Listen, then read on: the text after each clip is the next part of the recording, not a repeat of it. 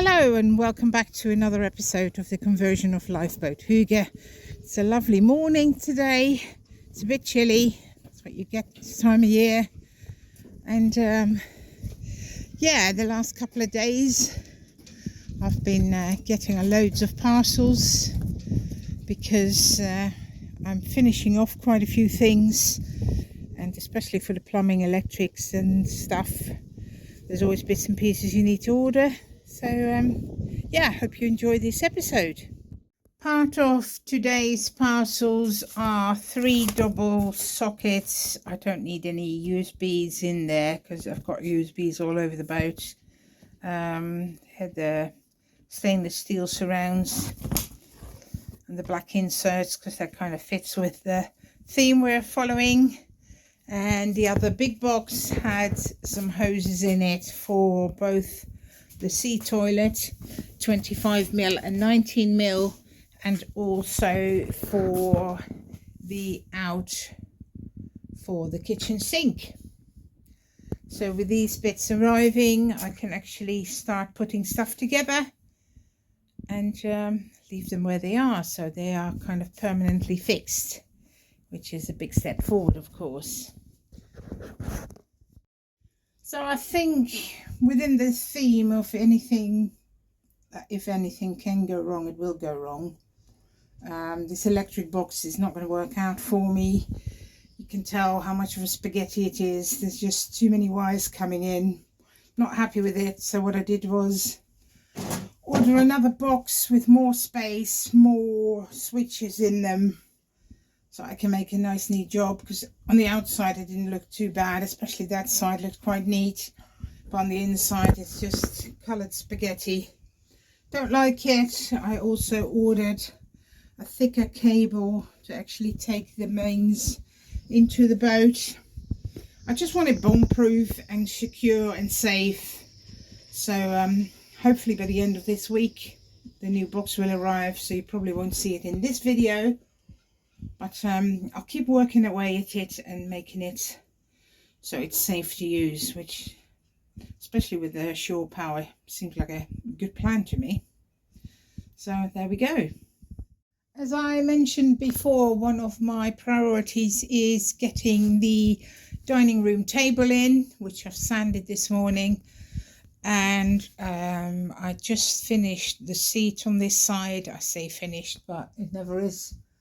It will need sanding and some varnish.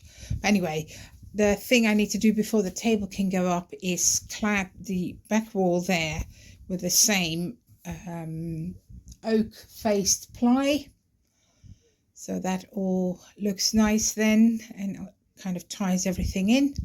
I might have to do a bit more sanding on my window frames, which is a horrible job, because I was stupid enough to fill them with thickened epoxy, and that's really hard to sand, which in a way is good because you want it to last, but to work with it's not so nice. But we'll get there, and then I'll clear all this ready for the table to go in, but that will be a bit later.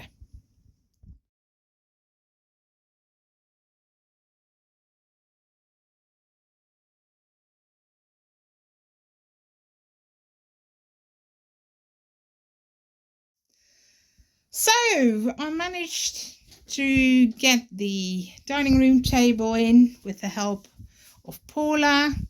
I think it's looking really nice. It does need a bit of finishing off, as in some more lacquer on there, some more sanding. But it's amazing to see it for the first time as it is going to be. And that gives me hope that it won't be a complete building site by the time I move in next week. Very happy with that. I've used some 90 degrees brackets to connect it to the wall. It's also masticed to the wall, and it's got the one leg on this side, so it won't be in the way when scooting in the space. But yeah, great progress. I've got my table covered with an old duvet cover, and I'm setting up to drill a big hole in the end of it to put my pop-up sockets in there. Got a bit close then, but so that will disappear in the table and sit flush like that, and then you can pull it out and you've got your 3 sockets and 2 USB chargers in there. And I think that's quite a neat solution to not have them visible all the time. And yeah, so that needs this size hole drilling in the table right in the middle there, keeping the rest protected, like I said, with my old duvet cover. And there'll be a nice addition again. And there we are, the sockets are in. Like I said, I think that's quite a nice solution. It'll pop just down, just like that. And when you need it, pull it out, and there you go.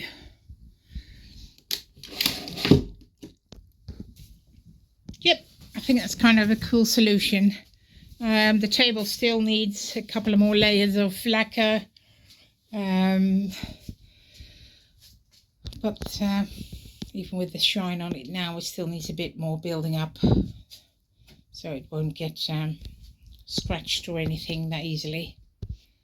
But yeah, like I said, I'm happy with that. It's looking good, and on to the next job. In the list of things to finish is also this bit of the left hand side of the dinette, which is I cut the floorboards to size, to length, to make a hatch for that bit. What I'm going to be doing now is glue this all together so it becomes one hatch. I need to glue a few more bits in here that the hatch can actually lean onto, because as you can see, I need to cut them back and then have a hinge so that can go up and down. But yeah, it needs a bit more strengthening so it has something to sit on this end as well. I've already done that on the other side, so I'm just copying it to this side. And there's a nice bit of storage in there. So like I said before, I'm trying to use every bit of storage I have. I have got the very long drawers on this end, and they are very long because they actually block the entrance if they're open. I didn't want to make them any longer just because of weakness and the long drawer runners, and it's quite nice to just have a hatch that you can put some stuff into. And that's the same on the other side. So I'm going to be gluing these together.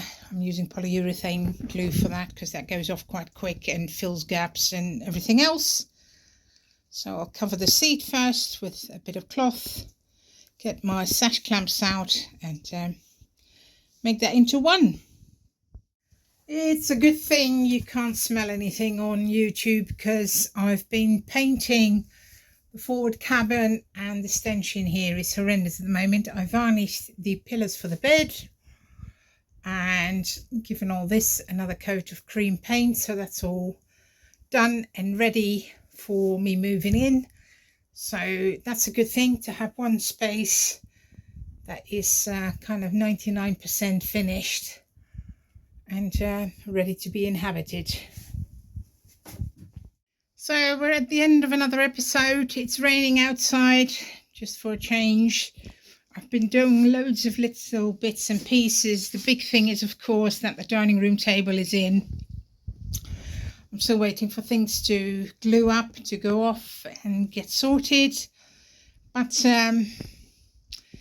yes, I am going to get to a point where I can actually put things in its place, like the hob and the kitchen sink, get the doors on that cupboard, scoot the washing machine back so we can get the fridge freezer on board, and then it will look like a galley. And I have been busy on my barge as well, picking things up, throwing things out.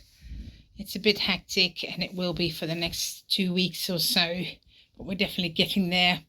I hope you enjoyed this episode. If you have, please like and subscribe, leave me a comment, and I hope to see you next week for a new episode. Bye.